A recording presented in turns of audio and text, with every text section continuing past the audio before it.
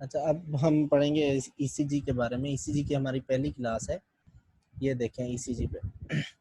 अब हार्ट की ये शेप है, ये सिर्फ इसलिए मतलब रखी गई है ताकि हम समझ सकें कि हार्ट के अंदर जो इलेक्ट्रिक इम्पल्सेस हैं वो कैसे क्रिएट होती हैं। हार्ट के अंदर एक पेसमेकर होता है जो जिसको हम कहते हैं एस ए नोड। ये यहाँ पे होता है एस ए नोड। ये जो एस ए नोड है इस ठीक है, साइनो एट्रियल नोड, ठीक है, ये इलेक्ट्रिक इम्पल्सेस हार्ट के अंदर जनरेट करने की काबिलियत रखता है, इसलिए इसको कहते हैं कि एस ए नोड के पास ऑटोमेसिटी की प्रॉपर्टी है, यानी बज़ाते खुद ऑटोमेटिकली ही ये जनरेट कर लेता है क्या, इलेक्ट्रिक इम्पल्सेस। अब ये मौजूद किस जगह पे होता है हार्ट में? ये हार्ट में मौजूद होता है राइट एट्रियम के पास। राइट एट्रियम में पोस्टीरियर और सुपीरियरली मौजूद होता है, पोस्टीरो सुपीरियर वाल में मौजूद होता है। वहाँ से ये इलेक्ट्रिक इम्पल्सेस जनरेट करके क्या करता है, वाल्स के थ्रू देता है पूरे के पूरे राइट और पूरे के पूरे लेफ्ट एट्रियम को, ठीक है, पूरे के पूरे राइट एट्रियम और पूरे के पूरे लेफ्ट एट्रियम को देता है। और फिर वहीं से ये 3 बंडल ब्रांचेस के थ्रू एवी नोड तक भी जाता है, ठीक है। और एवी नोड जो है ये मौजूद होता है इस जगह पे, ठीक है, इंटर एट्रियल और इंटरवेंट्रिकुलर सेप्टम के बीच वाली जगह पे। अब ये जो एवी नोड है इस पे जरा सी डिले, यानी इलेक्ट्रिक इम्पल्सेस जैसे ही ऐसे नोड में क्रिएट होती हैं जल्दी जल्दी पूरे के पूरे एट्रियम में फैल जाती हैं और यहाँ एवी नोड तक आ जाती हैं। लेकिन एवी नोड में जैसे ही आती हैं यहाँ पे ज़रा सा टाइम डिले हो जाता है। इस डिले होने का फ़ायदा होता है वो क्या है, हम बाद में डिस्कस करते हैं।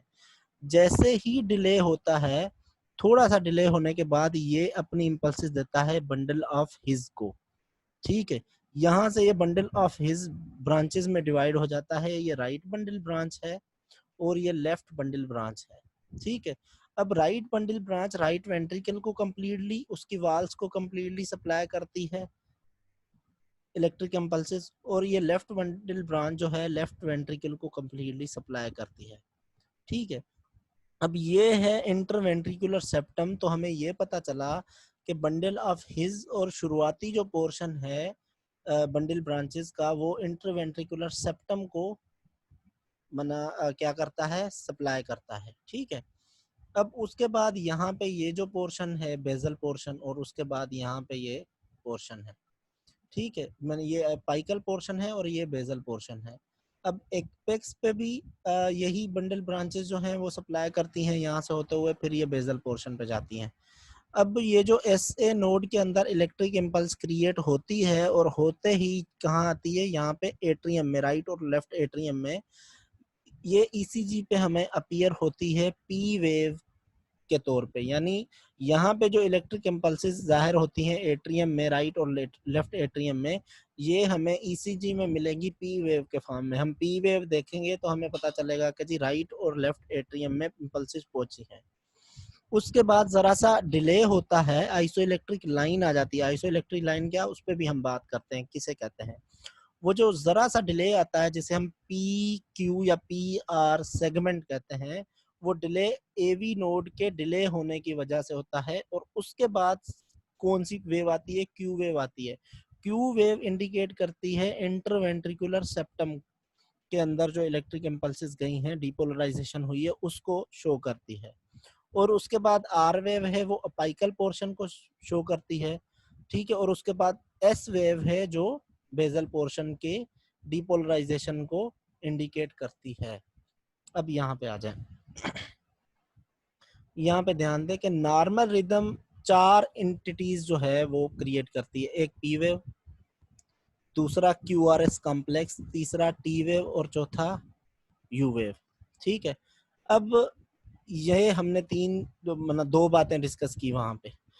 एक तो पी वेव जो है ये एट्रियम की डीपोलराइजेशन की वजह से क्रिएट होती है।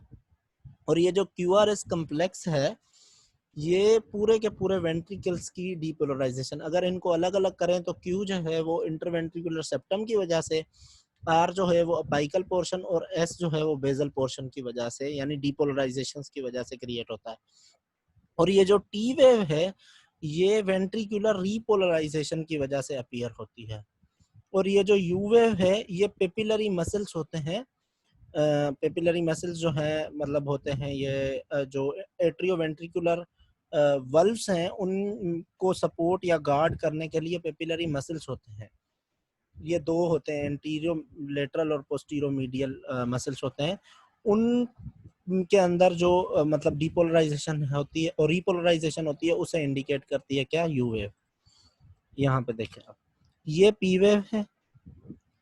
ये पी वेव का मकसद है एट्रियल डिपोलराइजेशन। उसके बाद ये थोड़ा सा डिले हुआ, इसे कहते हैं पी आर सेगमेंट। ये जो जरा सा डिले हुआ ये एवी नोडल डिले की वजह से फिर क्यू वेव क्रिएट हुई। ये क्यू वेव हमें पता है इंटरवेंट्रिकुलर सेप्टम, और फिर ये आर वेव क्रिएट हुई। आर वेव हमें पता है एपाइकल पोर्शन, और ये एस वेव बेजल पोर्शन की वजह से। उसके बाद फिर से एक जरा सा डिले होगा, एस टी सेगमेंट जिसको कहते हैं, और उसके बाद फिर क्या होगा, टी वेव आएगी। और टी वेव जो है वो वेंट्रिकुलर रिपोलराइजेशन को इंडिकेट करती है। अब इस पे हमें मेन फोकस रखना है। अब यहाँ पे एक बात समझ लें कि ये जो लाइन यहाँ पे निकाली गई है ये वाली, ये देखें ये है एक सीधी लाइन। अब ये जो लाइन है सीधी जो हमने रेड कलर में निकाली इसे कहते हैं आइसो इलेक्ट्रिक लाइन। क्या कहते हैं, आइसो इलेक्ट्रिक लाइन। ये जो आइसो इलेक्ट्रिक लाइन है इसके अगर ऊपर की तरफ जाएगा कोई भी वेव जाएगी तो उसे हम कहेंगे पॉजिटिव डिफ्लेक्शन। ऊपर की तरफ जाएगी तो कहेंगे पॉजिटिव डिफ्लेक्शन, और नीचे की तरफ जाएगी तो कहेंगे नेगेटिव डिफ्लेक्शन। और अगर इसी लाइन के साथ कोई पार्ट मेंटेन रहेगा तो उसे हम कहेंगे क्या, कि ये आइसो इलेक्ट्रिक है। अब कौन से आइसो इलेक्ट्रिक पार्ट्स हैं, एक तो P R segment iso electric part है, दूसरा एस टी सेगमेंट पर आइसो इलेक्ट्रिक पार्ट है। अब आपने ये दोनों बातें जहन में रखनी है, एस टी सेगमेंट और पी आर सेगमेंट की, कि ये आइसो इलेक्ट्रिक पार्ट्स हैं, क्योंकि इनके बारे में आगे क्लिनिकल जब हम ईसीजी के बारे में पढ़ेंगे तो हमें पता चलेगा कि जी ये इनकी इम्पोर्टेंस इतनी क्यों है, ठीक है, इनके आइसो इलेक्ट्रिक होने की। उसके बाद क्या है कि क्यू आर और एस वेव्स को मिलाकर हम कहते हैं क्यू आर एस कम्प्लेक्स, ठीक है।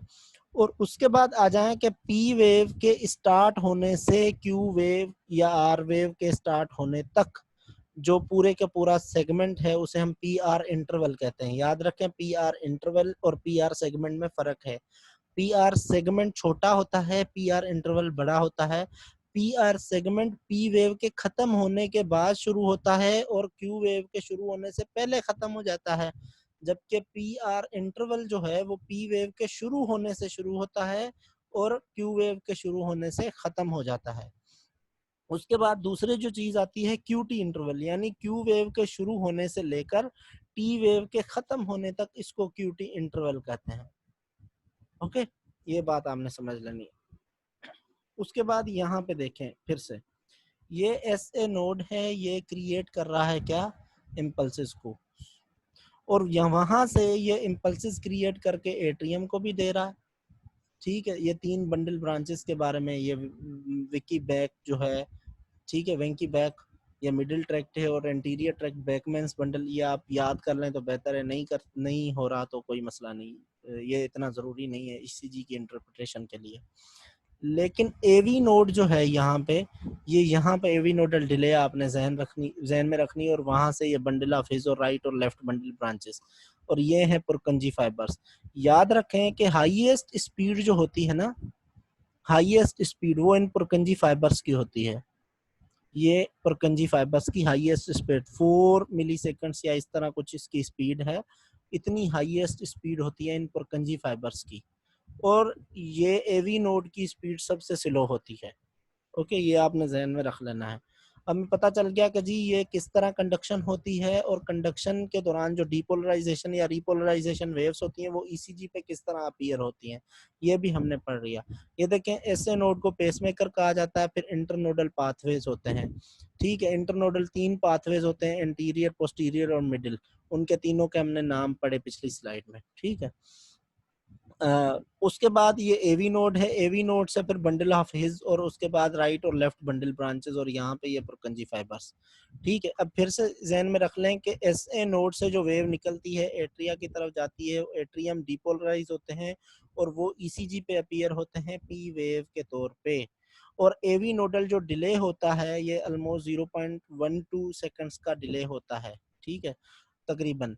तो ये जो डिले होता है या 0.06 सेकंड्स का होता है, ये आगे हम डिस्कस कर लेंगे कितने सेकंड्स का होता है। तो ये जो डिले होता है ये पीआर सेगमेंट को बनाता है और उसके बाद बंडल ऑफ हिज के जरिए ये यहाँ पे जाता है। ये जो इंटरवेंट्रिकुलर सेप्टम की डीपोलराइजेशन है it is indicated as Q wave, और ये अपाइकल पोर्शन की जो डीपोलराइजेशन है अपीयर्ड एज आर वेव, और उसके बाद ये बेजल पोर्शन की जो है depolarization it is indicated as S wave. Okay, और फिर जब वेंट्रिकल की पूरे की रिपोलराइजेशन होती है तो वो अपीयर होती है टी वेव के फॉर्म में। ठीक है, उसके बाद आ जाए हम ईसीजी पे। ये है पी वेव, ये है P wave Q R S T. ठीक है, और मना ये टी वेव है। ओके, अब हम देखें कि हमारा जो ईसीजी पेपर होता है उस ईसीजी पेपर में कुछ इंटरप्रिटेशंस होती हैं। एक तो उनमें होते हैं लार्ज बॉक्सेस, ये जो यहाँ पे बने हुए हैं लार्ज बॉक्सेस, ये देखें। ठीक है, ये लार्ज बॉक्सेस हैं। ये हम एक और लार्ज बॉक्स इंडिकेट कर लें, ये देखें, ये है लार्ज बॉक्सेस। अब इन लार्ज बॉक्सेस के अंदर फिर छोटे छोटे 5 बॉक्सेस हैं, ये देखें आप। ये भी हम बना लेते हैं कि ये इनमें छोटे छोटे 5 बॉक्सेस हैं, ये देखें। ये अब इस तरह है। अब ये जो छोटा बॉक्स होता है इसकी स्पीड कितनी होती है 40 मिली सेकेंड्स या 0.4 सेकेंड्स। ठीक है, और एक छोटे, अब आपको ना हर चीज जहन में रखने की जरूरत नहीं, एक चीज समझ लें उसके बाद आप आसानी से पूरी की पूरी बात समझ लेंगे। ये इसकी स्पीड होती है 40 मिली सेकेंड्स, तो अगर इस मिली सेकेंड को हम सेकेंड्स में कन्वर्ट करेंगे तो ये हो जाएगा 0.04 सेकेंड्स। अब आप एक चीज जहन में रख लें कि आपको या तो मिली सेकेंड्स में याद करनी है या सेकेंड्स में याद करनी है, वो आप पे है कि आप किस तरह याद करना चाहते हैं। फॉर सपोज अगरचे हम आए कि आपको याद करना है मिली सेकेंड्स में, तो आप सिर्फ एक चीज याद रखें कि स्मॉल बॉक्स जो है वो उसकी जो मिली सेकेंड्स टाइमिंग है वो कितनी है 40 मिली सेकेंड्स।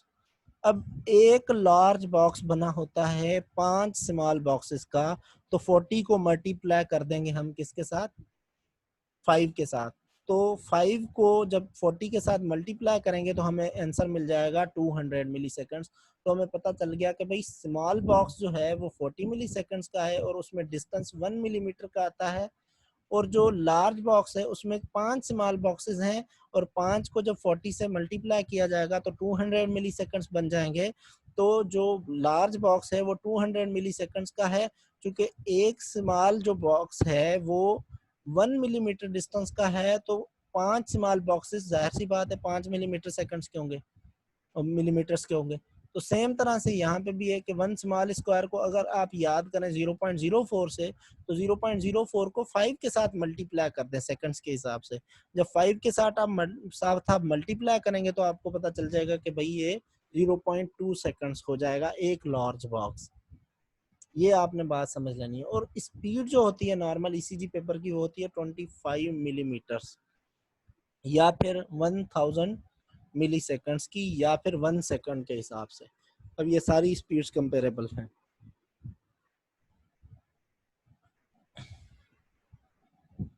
सॉरी, अब ये देखें 5 large squares represent 1 second.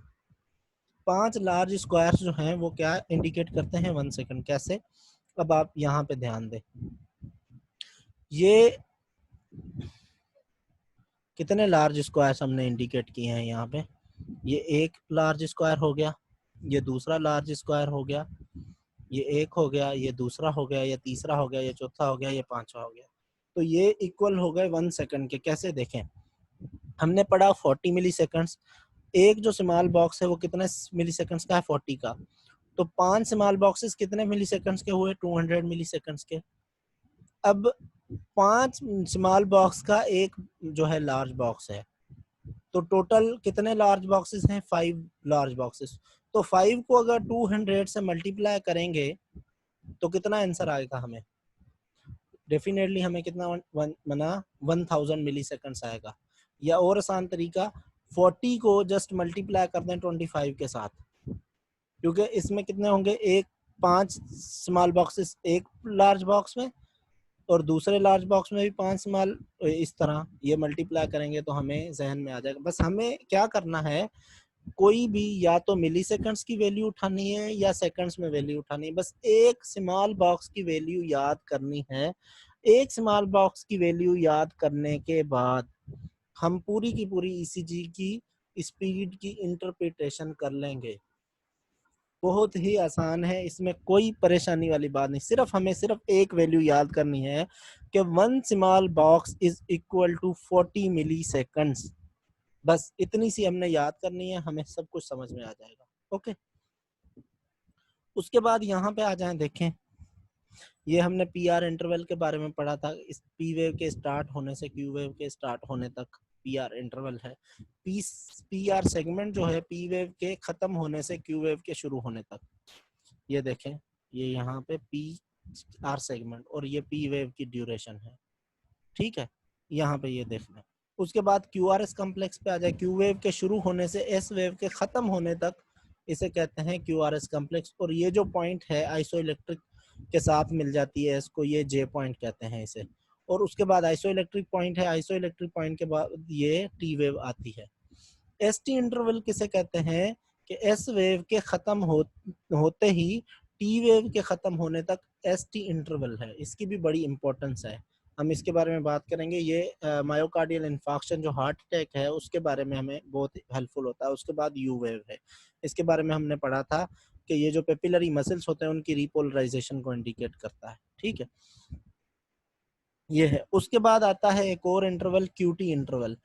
QT interval Q wave के स्टार्ट होने से टी वेव के खत्म होने तक ये होता है। ठीक है, तो ये बात हमने समझ ली। अब ये यहाँ पे देख लें 0.04 सेकंड्स का स्मॉल बॉक्स या 40 मिली सेकंड्स का, तो लार्ज बॉक्स जो है वो 200 मिली। मतलब ये हम अभी मिनट्स की बात है कि हम देर ही नहीं करेंगे इनको समझने में। ठीक है, अब यहाँ पे भी आ जाएंगे, देख लें ये सेम ही चीज़ें हैं, एस टी सेगमेंट है, हर चीज़ है। और इसमें आप देख लें कि 5 स्मॉल बॉक्सेस के हिसाब से लार्ज बॉक्स कितना होगा।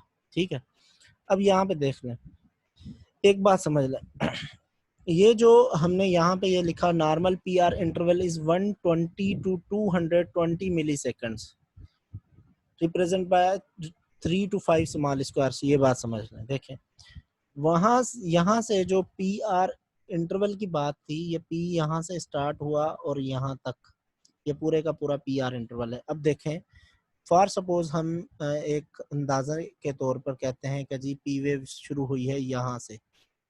ठीक है, इस स्मॉल बॉक्स के शुरू होने से ही शुरू हुई है। अब उसके बाद हम आ जाएं, ये एक स्मॉल बॉक्स हुआ, ये दूसरा स्मॉल बॉक्स हुआ, ये तीसरा स्मॉल बॉक्स हुआ, ये चौथा स्मॉल बॉक्स हुआ। अब एक स्मॉल बॉक्स की जो हमें वैल्यू याद है वो कितनी है? 40 मिली सेकंड्स। और ये दूसरी 40 मिली सेकंड्स, ये तीसरी 40 मिली सेकंड्स, ये चौथी 40 मिली सेकंड्स। तो ये जाकर कितने बने? 4 4 द 16। तो ये हमारे सामने कितने 160 मिली सेकंड्स के हिसाब से वैल्यू बनी। ठीक है, ये है नॉर्मल। तो 120 से 220 तक है रेंज। 120 से 220 तक क्या है? रेंज है। इसके अंदर है तो नॉर्मल है, इससे ज्यादा है तो बढ़ा हुआ है, इससे कम है तो कम है। अब हमने आसान तरीके से याद ये कर लेना है 3 to 5 स्मॉल स्क्वायर्स के हिसाब से होगा। अब 3 to 5 स्मॉल स्क्वायर्स में हम आ जाएं, एक स्मॉल स्क्वायर होगा 40 का, तो 3 स्मॉल स्क्वायर्स कितने के होंगे? 3 4 द 12 120। मना हमने सिर्फ स्क्वायर याद करने हैं। हमें पता है कि स्मॉल स्क्वायर 40 मिली सेकंड्स का है। और 5 स्मॉल स्क्वायर्स को जब हम बात करेंगे तो हमें पता चल जाएगा कि 5 को जब हम मल्टीप्लाई करेंगे 4 से तो 20 होगा। तो ये आसान तरीका है इसे याद करने का। बेस्ट वे है कि 3 to 5 स्मॉल स्क्वायर्स हम याद कर लें और यहाँ पे हमें वैल्यू इजीली मिल जाएगी 120 से 200 मिली सेकेंड्स तक। लेकिन यहाँ पे जो बात लिखी हुई है 220 मिली सेकेंड्स तक, ये बात ठीक है, लेकिन स्क्वायर्स के हिसाब से अगर हम याद करेंगे तो ये तरीका बेस्ट रहेगा हमारे लिए। ठीक है, तो थोड़ा बहुत अगर आगे पीछे, क्योंकि 20 मिली सेकेंड्स का फर्क हो रहा है, तो वो इतना बड़ा इशू नहीं होगा हमारे लिए समझने में ईसीजी को। उसके बाद QRS complex duration is normally 120 milliseconds. अब आप 120 पे ध्यान दें, कितने स्मॉल स्क्वायर्स होंगे, 3 स्मॉल स्क्वायर। तो आसान तरीका आप समझ लें, हमारे पास दो चीजें मेन हैं। एक चीज है हमारे पास जो मेन, वो है PR इंटरवल, दूसरा है QRS कम्प्लेक्स। PR इंटरवल और QRS कम्प्लेक्स दोनों का नॉर्मल जो वैल्यू है वो 3 स्मॉल स्क्वायर्स है। PR इंटरवल वेरिएबल होता है, वो 3 to 5 पे चला जाएगा, लेकिन QRS कम्प्लेक्स 3 स्मॉल स्क्वायर्स तक ही होगा। यानी 120 मिली सेकेंड्स या 3 स्मॉल स्क्वायर्स तो आप दोनों के लिए याद कर लें, जहन में बिठा लें, और ये बात जहन में रख लें कि जो PR इंटरवल है वो वेरिएबल होता है। ठीक है, अभी आप आ जाएं, ये देख लें। अब हमें ये बात समझनी है कि हम जो हैं वो, अच्छा अब हम इस पे आ जाएंगे काउंट मना रेट पे कि ईसीजी में रेट क्या है। अब इसमें बहुत सारे फार्मूलाज यूज़ होते हैं, बहुत से लोग फार्मूलाज भूल जाते हैं, परेशान होते हैं, और पता नहीं क्या क्या इन चक्करों में पढ़ के जो है ना टेंशन में आ जाते हैं। अब हम एक आसान तरीका इस्तेमाल करेंगे, फार्मूलों से बचेंगे, ऐसा तरीका इस्तेमाल करेंगे कि हमारे लिए समझना बहुत ही आसान हो जाए। वो क्या तरीका होगा, हमारा ये तरीका होगा कि हम लेंगे एक लार्ज बॉक्स को, मसलन ये है, ये हमने लार्ज बॉक्स ले लिया। एक लार्ज बॉक्स पे के बारे में हम ये बात जहन में बिठा लेंगे कि 1 large box distance equal to 300 beats per minute. क्या 1 large box equal to 300 beats per minute, ये स्पीड होगी। अब हमें क्या करना है कि आर और आर वेव, यानी दो जो आर वेव्स हैं उनके बीच में हमने लार्ज बॉक्सेस गिनने हैं। अब हम क्या जहन में रखेंगे बातें कि ये लार्ज बॉक्सेस दो आर वेव्स में कितने हैं। अगरचे एक है, मतलब दो आर वेव्स के बीच में जो डिस्टेंस है वो एक लार्ज बॉक्स का है, तो उसका मतलब ये हुआ कि उसका जो रेट है वो 300। और अगर दो लार्ज बॉक्सेस का डिफरेंस है तो उसकी स्पीड क्या है, 150। मतलब हाफ कर देंगे हमने, बस ये वैल्यू जहन में रखनी है, 300, 150, 100, 75, 65 और उसके बाद 50। ये हमने पूरे के पूरा एक टेबल समझ के इसकी वैल्यू हमने जहन में रखनी है, और यही वैल्यू हमने याद कर लेनी है। सबसे पहले क्या 300, उसके बाद 150। ठीक है, 300 का हाफ कर दें 150, 150 से 100 पे चले जाएं। ठीक है, 50 के डिफरेंस पे, उसके बाद 25 के डिफरेंस पे, उसके बाद 15 के डिफरेंस पे, उसके बाद 50 यानी 10 के डिफरेंस पे आ जाएं। तो ये वैल्यू हमने अगर 50 तक याद कर ली ना, तो हमारे लिए कोई मसला ही नहीं है रेट को कैलकुलेट करने का, और वो हम just with in seconds rate को कैलकुलेट करेंगे। वो कैसे, अब देखें। अब यहाँ पे एक लार्ज बॉक्स है तो हम कह देंगे कि भाई 300 बीट्स पर मिनट। यहाँ पे दो लार्ज बॉक्स हैं तो 150। यहाँ पे तीन लार्ज बॉक्सेस हैं तो हम कहेंगे 100। यहाँ पे चार लार्ज बॉक्सेस हैं तो हम कहेंगे 750। यहाँ पे पांच लार्ज बॉक्सेस हैं तो हम कहेंगे 60। और आगे अगर 6 लार्ज बॉक्सेस आ जाए तो हम कहेंगे 50। ठीक है, और नॉर्मल जो रेट है वो 60 to 100 है। तो हमें बस ये बात जहन में रखनी है। तो 50 तक हम इजीली, 300 से 50 तक हम इजीली कैलकुलेट कर लेंगे कि भाई हमारा नॉर्मल रेट कितना है। अब आर आर इंटरवल के बीच में कितने होंगे, एक लार्ज बॉक्स आया तो 300, दो लार्ज बॉक्सेस आए 150, तीन लार्ज बॉक्सेस आए 100, चार लार्ज बॉक्सेस आए 75, पांच लार्ज बॉक्सेस आए 60, छह लार्ज बॉक्सेस आए 50। अब इस चक्रों में नहीं पढ़ेंगे 300 डिवाइडेड बाय 2, 300 डिवाइडेड बाय 3, इन चक्रों में क्यों पढ़े हम, तो वहाँ पे हम डिवीजन करते रहते हैं। हम ये वैल्यू बस जहन में रख लेंगे, 300, 150, 100, 75, 60, 50। मतलब 300 का पहले हाफ करना है 150, 150 में से 50 निकाल दें 100 पे आ जाए, 100 में से फिर 25 निकाल दें 75 पे आ जाए, फिर 15 निकाल दें 60 पे आ जाए, और 10 निकाल दें 50 पे आ जाए। अगर हम ये सीरीज याद कर लेते हैं, हमें ये सीरीज जहन में बिठा लेते हैं, तो हमें ना तो इन फार्मूलाज की ज़रूरत है, ठीक है, और ना इन फार्मूलाज की ज़रूरत है, और डिवीजन और मल्टीप्लिकेशन और सब्सट्रैक्शन किसी भी चीज़ की, किसी भी किस्म के फार्मूलाज की ज़रूरत नहीं है। हम इजीली इसको कैलकुलेट कर सकते हैं। अब यहाँ पे देखें अब हम इजीली कैसे कैलकुलेट करते हैं। अब ये है ईसीजी, ये थोड़ा क्लियर है, इस पे आ जाए। देखें यहाँ पे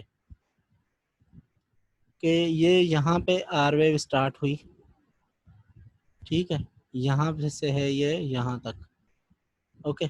अब हम देखेंगे कि लार्ज बॉक्सेस कितने हैं। ये एक लार्ज बॉक्स, दो लार्ज, तीन और चार, कितने बॉक्सेस हुए लार्ज? चार लार्ज बॉक्सेस हुए, लेकिन चार लार्ज बॉक्सेस से ज़रा सा कम है, ठीक है। अब जब ज़रा सा कम है तो हमने पहले क्या पढ़ा था, एक लार्ज बॉक्स हो तो 300, दो लार्ज बॉक्स हो तो 150, तीन लार्ज बॉक्सेस हो तो कितना 100, और चार लार्ज बॉक्सेस हो तो कितना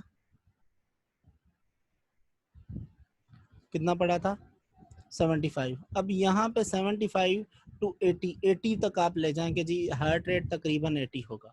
अब बिल्कुल एग्जैक्टली कैलकुलेट करना है तो उसके लिए ईसीजी मशीन बजाते खुद वो एग्जैक्टली आपको कैलकुलेट करके देगी, या फिर वो स्मॉल बॉक्स वाला 1500 बाय डिवाइडेड बाय समथिंग। तो उस चक्कर से बचने के लिए हमें ये बस अंदाज़ा होना चाहिए कि जी हार्ट रेट नॉर्मल है या नॉर्मल है, रेगुलर है या इरेगुलर है। तो हम यहाँ पे समझ गए कि भाई चार बॉक्सेस से थोड़ा सा कम है, तो चार बॉक्सेस का रेट हमारे हिसाब से कितना होता है 75, तो हम 75 से थोड़ा सा बढ़ा देंगे, कहेंगे जी 80 है या 85 है। तो ऑलमोस्ट हम ये समझ लेंगे 85 या 80 से कि भाई ये इसका जो रेट है वो नॉर्मल है। अब यहाँ पे आ जाएं, आप देखें कि यहाँ पे भी इधर से इधर आ जाएं, हम देखें अब कितने होंगे यहाँ पे बॉक्सेस, एक, दो, तीन, और ये यहाँ पे चौथा, मतलब चौथा, और यहाँ पे ये एक बॉक्स स्टार्ट होने से पहले शुरू हो रहा है, तो इसमें भी ऑलमोस्ट सेम रेट है। अब यहाँ पे आ जाएं, देखें ये है और ये है। अब यहाँ पे देखें एक बॉक्स लार्ज, दो, तीन, और ये चार से थोड़ा सा कम है, तो रेट सेम है और रेगुलर है, ठीक है। तो हम यहाँ पे भी कह देंगे 80 या 85 है। तो बहुत ही आसान है इसका रेट कैलकुलेट करना, ये मुश्किल काम नहीं है, हम परेशान हो जाते हैं बहुत ही आसानी से। ये देखें यहाँ पे अब जितनी भी ईसीजीज उठा लें उनकी आर वेव्स आप देख लें, आर वेव्स के बीच में आप उनके ये कैलकुलेट करते जाएं, आपको पता चलता जाएगा कि आपका रेट क्या है। देखें यहाँ पे ये 1, 2, 3 लार्ज बॉक्सेस, और ये यहाँ से भी थोड़ा आगे और यहाँ से भी आगे, तो फिर वही कह देंगे कि भाई 80 या 85 है। मतलब हमें ये पता चल जाएगा कि नॉर्मल है या नॉर्मल है, रेट रेगुलर है या इरेगुलर। अब रेगुलर का कैसे पता चलेगा कि अगर हर आर आर वेव के बीच में एक जितना डिफरेंस है, मतलब हर आर आर जो इंटरवल है उसके बीच में एक जितना डिफरेंस है तो रेगुलर है, और एक जितना नहीं है, किसी में ज़्यादा है किसी में कम है, तो इरेगुलर। बस ये हमें समझ लेना है, और रेट हमें काउंट करने के लिए ये तरीका है। ये बहुत ही आसान है और बहुत ही यूजफुल है, विद इन मिनट्स आप कैलकुलेट कर सकते हैं, मतलब विद इन सेकंड्स, मिनट्स तो दूर की बात, मल्टीप्लिकेशन डिवीजन चक्करों से बच सकते हैं आप, ठीक है। फिर दूसरी क्लास हम नेक्स्ट टाइम स्टार्ट करेंगे।